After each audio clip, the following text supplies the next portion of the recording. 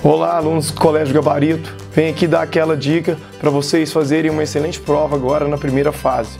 Olha só, a dica que eu venho a fazer diz respeito às ciências políticas. Na verdade, não só nas ciências políticas, como também na sociologia.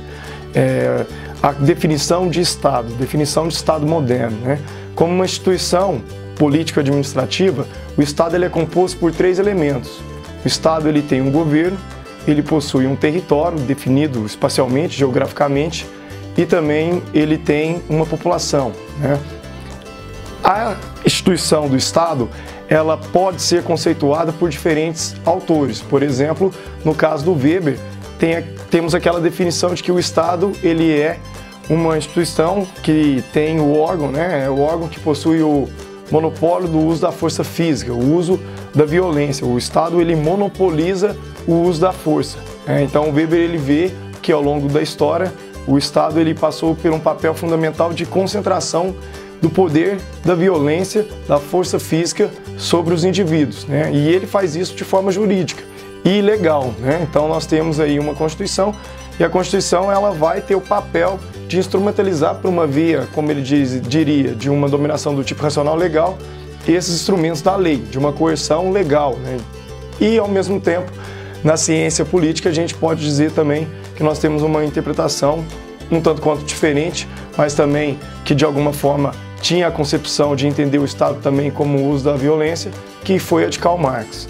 Eu devo lembrar que o Marx ele não tem uma definição clara, né? Clara que eu digo, ele não teve em nenhum momento um livro que ele dedicou a estar definindo o Estado. Porém, em algumas leituras esparsas e também depois com a sua morte, seu companheiro Engels acaba definindo o que nós temos hoje pela ideia de um marxismo que passa a conceituar o Estado. E o Estado, para eles, passam por a ideia de que ele é resultado de um processo histórico.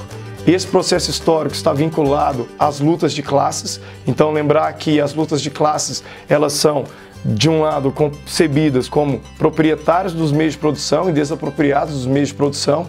E, de acordo com ele, essa desigualdade devido à propriedade privada, faz com que a classe dominante se aproprie de uma instituição política, jurídica e ideológica, que é o Estado, para gerir os seus negócios. No Manifesto Comunista, o Marx chega a dizer que o Estado burguês seria o comitê dos negócios da burguesia. Então, a partir dessa visão, é importante também a gente lembrar que o Estado ele tem uma função real, que é de mascarar as lutas de classes e, ao mesmo tempo, essa função ela é ideológica, porque ele tem como papel acabar passando uma ideia de que ele, ao governar, ele governa para o bem comum, assim como também ele seria neutro.